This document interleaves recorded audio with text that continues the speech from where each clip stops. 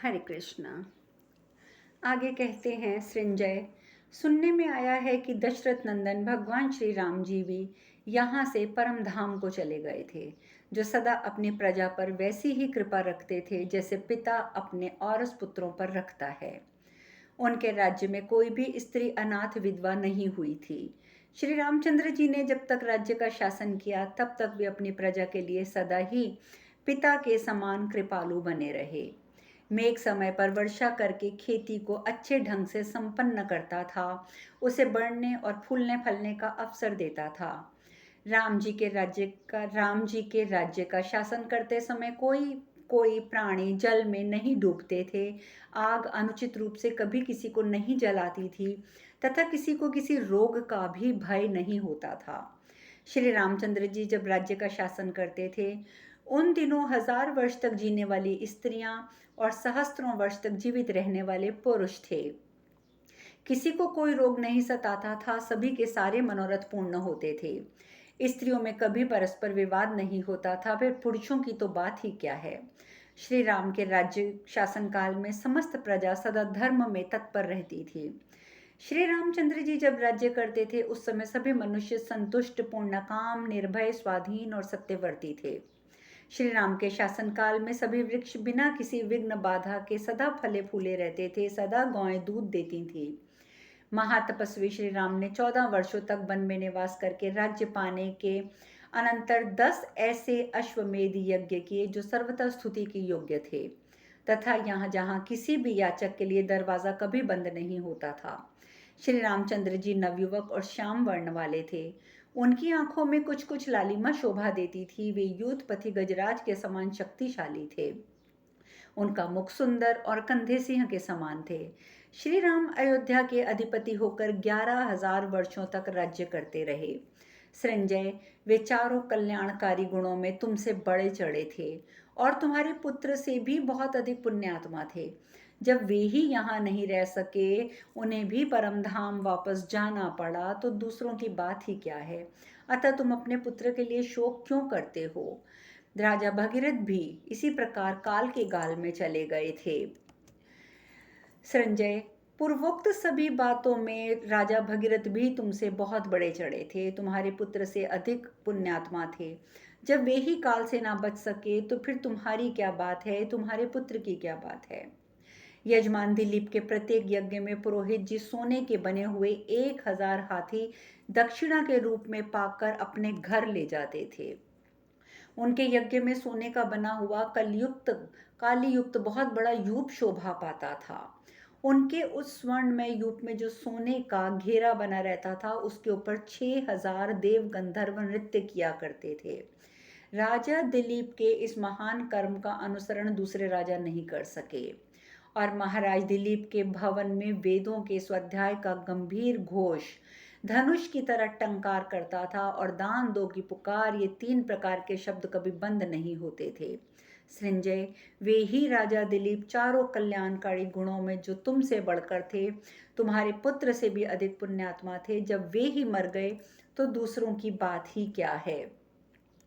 तदंतर और बहुत से राजाओं के बारे में मैं तुम्हें बताना चाहता हूँ। जैसे मंधाता की बात करते हैं, राजा मांधाता ने सम्रांगण में राजा अंगार, मरुद, असित, गय, अंगराज बृहदत्त को भी पराजित कर दिया था।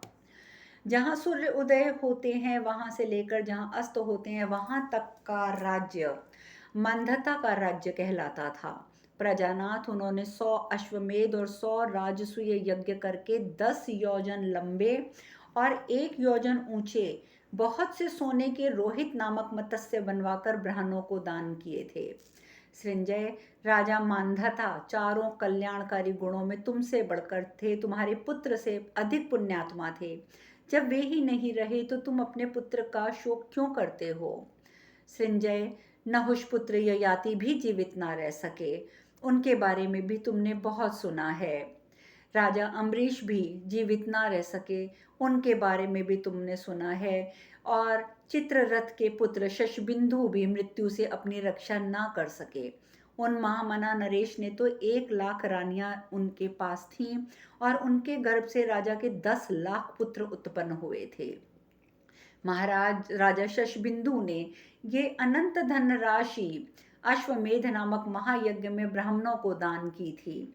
सृंजय, चारों कल्याणकारी गुणों में वे तुमसे बढ़ चढ़कर थे, तुम्हारे पुत्र से भी अधिक पुण्यात्मा थे। जब वे ही ना रह सके तो फिर तुम्हारी क्या बात है। संजय, संकृति के पुत्र रंती देव भी काल के गाल में चले गए थे, ये भी हमारे सुनने में आया है। रंती देव के घर में जिस रात को अतिथियों का समुदाय निवास करता था, उस समय उन्हें 20,100 गायें छू कर दी जाती थी। संजय, इक्ष्वाकुवंशी पुरुष यमामना समर भी मर गए, ऐसा सुनने में आया है। वे भी अलौकिक प्रकृति से युक्त थे।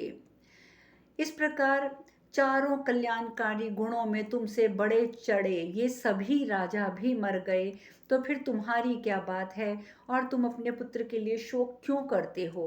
राजा पृथु ने भी अश्वमेध नामक महायज्ञ में 400 हाथ ऊंचे 21 स्वर्णमय पर्वत ब्राह्मणों को दान दिए थे। जब वे ही मर गए तो फिर तुम अपने पुत्र के लिए क्यों शोक करते हो। संजय, तुम चुपचाप क्या सोच रहे हो, मेरी इस बात को क्यों नहीं सुनते हो।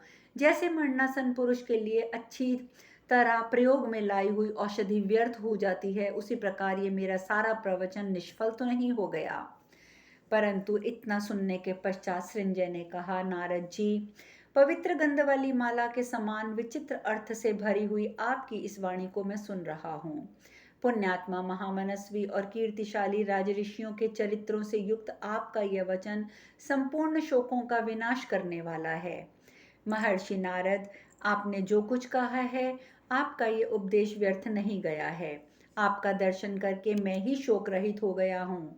ब्रह्मवादी मुने, मैं आपका यह प्रवचन सुनना चाहता हूँ और अमृतमान के समान उससे तृप्त नहीं हो रहा हूँ।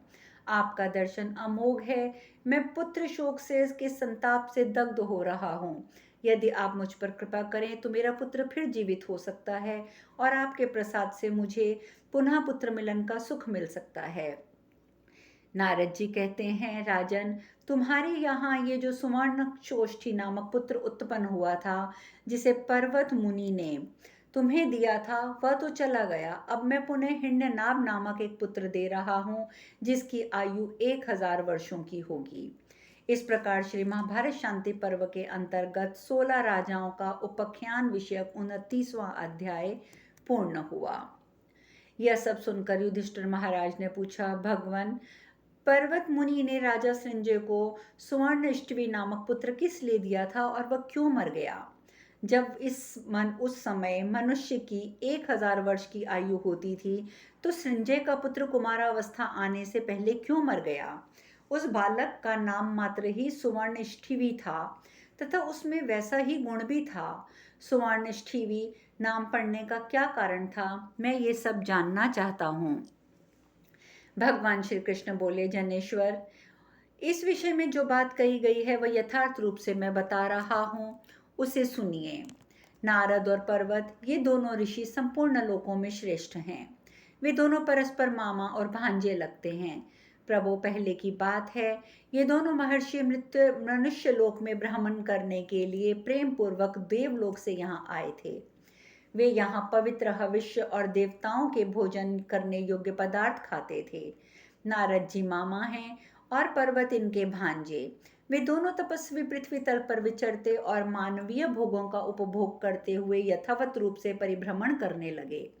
उन दोनों ने बड़ी प्रसन्नता के साथ प्रेम पूर्वक ये शर्त रखी थी कि हम लोगों के मन में शुभ या अशुभ जो भी संकल्प प्रकट होगा, उसे हम एक दूसरे से कह देंगे, अन्यथा झूठे के शाप का भागी होना पड़ेगा। वे दोनों लोक पूजित महर्षि तथास्तु कहकर पूर्वोक्त प्रतिज्ञा करने के पश्चात श्वेत पुत्र राजा संजय के पास जाकर इस प्रकार बोले, भूपाल, हम दोनों तुम्हारे हित के लिए कुछ काल तक तुम्हारे पास ठहरेंगे, तुम हमारे अनुकूल होकर रहो। तब बहुत अच्छा कहकर राजा ने उन दोनों का सत्कार पूर्वक पूजन किया। तदंतर एक दिन राजा संजय ने अत्यंत प्रसन्न होकर उन दोनों तपस्वी महात्माओं से कहा, महर्षियों, ये मेरी एक कन्या है जो परम सुंदरी है। कमल केसर के समान कांति वाली ये सुकुमारी आज से आप दोनों की सेवा करेगी। तब उन दोनों ने कहा, बहुत अच्छा। इसके बाद राजा ने उस कन्या को आदेश दिया, बेटी, तुम इन दोनों महर्षियों की देवता और पितरों के समान सेवा किया करो। धर्माचरण में तत्पर रहने वाली उस कन्या ने पिता से ऐसा ही होगा कहकर राजा की आज्ञा के अनुसार उन दोनों की सत्कार पूर्वक सेवा आरंभ कर दी। उसकी उस सेवा और अनुपम रूप सौंदर्य से नारद के हृदय में सहसा काम भाव का संचार हो गया। उन महामनस्वी नारद के हृदय में काम उसी प्रकार धीरे धीरे बढ़ने लगा जैसे शुक्ल पक्ष आरंभ होने पर शनय शनय चंद्रमा की वृद्धि होती है। धर्मज्ञ नारद ने लज्जावश भांजे भांजे महात्मा पर्वत को अपने बड़े हुए दुस्सह काम की बात नहीं बताई, परंतु पर्वत ने अपनी तपस्या और नारद जी की चेष्टाओं से जान लिया कि नारद जी काम वेदना से पीड़ित हैं। फिर भी उन्होंने अत्यंत कुपित होकर उन्हें शाप दे दिया। आपने मेरे साथ स्वस्थ चित्त से ये शर्त की थी कि हम दोनों के हृदय में जो भी शुभ या अशुभ संकल्प होगा उसे हम दोनों एक दूसरे से कह देंगे, परंतु ब्राह्मण, आपने अपने उस वचन को मिथ्या कर दिया, इसीलिए मैं शाप देने को उद्यत हुआ हूँ। जब आपके मन में पहले इस सुकुमारी के प्रति काम भावना का उदय हुआ था तो आपने मुझे नहीं बताया, इसीलिए मैं ये शाप दे रहा हूँ। आप ब्रह्मचारी, मेरे गुरुजन, तपस्वी और ब्राह्मण हैं, तो भी आपने हम लोगों में जो शर्त हुई थी उसे तोड़ दिया है, इसीलिए मैं कुपित हो रहा हूँ। मैं जो शाप दे रहा हूँ उसे सुनिए। प्रभो, ये कुमारी आपकी भार्या होगी, इसमें संशय नहीं है, परंतु विवाह के बाद से ही कन्या तथा अन्य सब लोग आपका रूप मुख वानर के समान देखने लगेंगे और बंदर जैसा मुंह आपके स्वरूप को छिपा देगा।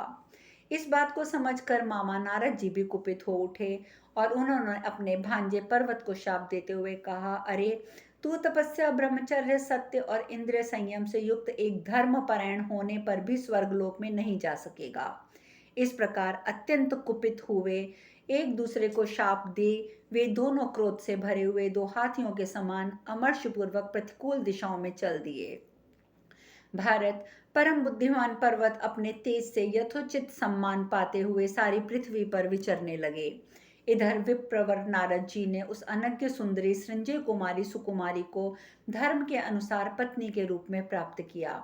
वैवाहिक मंत्रों का प्रयोग होते ही वह राजकन्या शाप के अनुसार नारद मुनि को वानर का मुख में युक्त दिखने लगी। देवर्षि का मुंह वानर के समान देखकर भी सुकुमारी ने उनकी अवहेलना नहीं कही, वह उनके प्रति अपना प्रेम बढ़ाती रही। पति पर स्नेह रखने वाली सुकुमारी अपने स्वामी की सेवा से में सदा उपस्थित रहती और दूसरे किसी पुरुष का, वह यक्ष, मुनि अथवा देवता ही क्यों न हो, मन के द्वारा पति के रूप में चिंतन नहीं करती थी। तदंतर किसी समय भगवान पर्वत घूमते हुए किसी एकांत वन में गए। वहां उन्होंने नारद जी को देखा। तब पर्वत ने नारद जी को प्रणाम करके कहा, प्रभो, आप मुझे स्वर्ग जाने की आज्ञा देने की कृपा करें।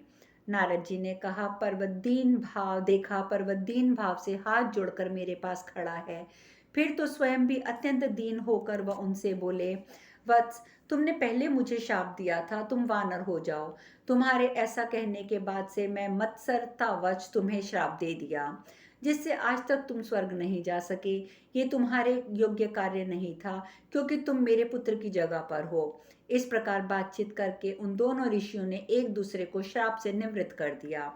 तब नारद जी को देवताओं के समान तेजस्वी रूप में देखकर सुकुमारी पराये पति की आशंका से भाग गई। उस सती साध्वी राजकन्या को भागती देखकर पर्वत ने उससे कहा, देवी, ये तुम्हारे पति हैं, इसमें अन्यथा विचार करने की आवश्यकता नहीं है। ये तुम्हारे पति अभेद्य हृदय वाले परम धर्मात्मा प्रभु भगवान नारद मुनि ही हैं, इस विषय में तुम्हें संदेह नहीं होना चाहिए। महात्मा पर्वत के बहुत समझाने बुझाने पर पति के शाप दोष की बात सुनकर सुकुमारी का मन स्वस्थ हुआ। तत्पश्चात पर्वत मुनि स्वर्ग लौट गए और नारद जी सुकुमारी के घर आए। वसुदेव श्री कृष्ण कहते हैं, नरश्रेष्ठ, भगवान नारद ऋषि इन सब घटनाओं के प्रत्यक्षदर्शी हैं। तुम्हारे पूछने पर ये तुम्हें सारी बातें बता देंगे। इस प्रकार श्री महाभारत शांति पर्व के अंतर्गत नारद और पर्वत का उपाख्यान विषयक 30वां अध्याय पूर्ण हुआ। वैशंपायन जी कहते हैं, जन्मेजय, तदंतर पांडुपुत्र राजा युधिष्ठिर ने नारद जी से कहा, भगवान, मैं सुवर्ण विष्ठी के जन्म का वृतांत सुनना चाहता हूँ। धर्मराज के ऐसा कहने पर नारद मुनि ने स्वर्ण विष्ठी के जन्म का यथावत वृतांत कहना आरंभ किया। नारद जी बोले, महाबाहो, भगवान श्री कृष्ण ने इस विषय में जैसा कहा है वह सब सत्य है। इस प्रसंग में जो कुछ शेष रह गया है वह तुम्हारे प्रश्न के अनुसार मैं तुम्हें बताता हूँ। मैं और मेरे भांजे महामुनि पर्वत दोनों विजय वीरों में श्रेष्ठ राजा संजय के यहाँ निवास करने के लिए गए थे। वहां राजा ने हम दोनों का शास्त्रीय विधि के अनुसार पूजन किया था। हम दोनों महल में रहने लगे थे। जब वर्षों में 4 महीने, वर्षा के 4 महीने बीत गए और हम लोगों ने वहां से चलने का समय हुआ, तब पर्वत ने मुझसे समयोचित और सार्थक वचन में कहा, मामा, हम लोग संजय के घर में बड़े आदर सत्कार से रहे हैं, अतः ब्राह्मण, इनका कुछ उपकार करने की सोचिए। राजन, तब मैंने शुभदर्शी पर्वत मुनि से कहा, भगिनी पुत्र, यह सब तुम्हें ही शोभा देता है। राजा को मनोवांछित वर देकर संतुष्ट करो। वे जो जो चाहते हैं वह सब उन्हें मिले। तुम्हारी राय हो तो हम दोनों तपस्या से उनके मनोरथ की सिद्धि करेंगे। कुरुश्रेष्ठ, तब मेरी अनुमति लेकर पर्वत विजय वीरों में श्रेष्ठ राजा संजय को बुलाकर कहने लगे, नरेश्वर, हम दोनों तुम्हारे द्वारा सरलता पूर्वक किए गए सत्कार से प्रसन्न हैं। अब हम तुम्हें आज्ञा देते हैं कि तुम इच्छा अनुसार कोई वर सोचकर मांग लो। महाराज, कोई ऐसा वर मांग लो जिससे ना तो देवताओं की हिंसा हो, ना मनुष्यों का संहार हो। तुम हमारी दृष्टि में आदर के योग्य हो।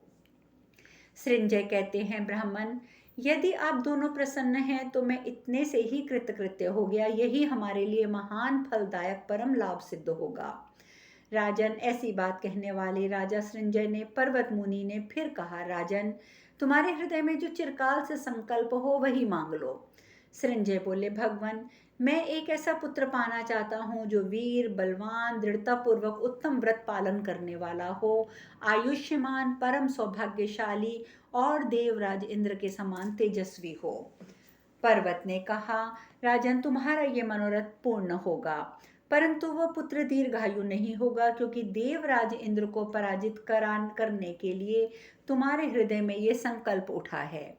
तुम्हारा वह पुत्र स्वर्णष्ठीवी के नाम से विख्यात तथा देवराज इंद्र के समान तेजस्वी होगा। तुम्हें देवराज से सदा उसकी रक्षा करनी चाहिए। महात्मा पर्वत का ये वचन सुनकर संजय ने उन्हें प्रसन्न करने की चेष्टा करते हुए कहा, ऐसा ना हो मुनि, आपकी तपस्या से मेरा पुत्र दीर्घजीवी होना चाहिए। परंतु इंद्र का ख्याल करके पर्वत मुनि कुछ नहीं बोले।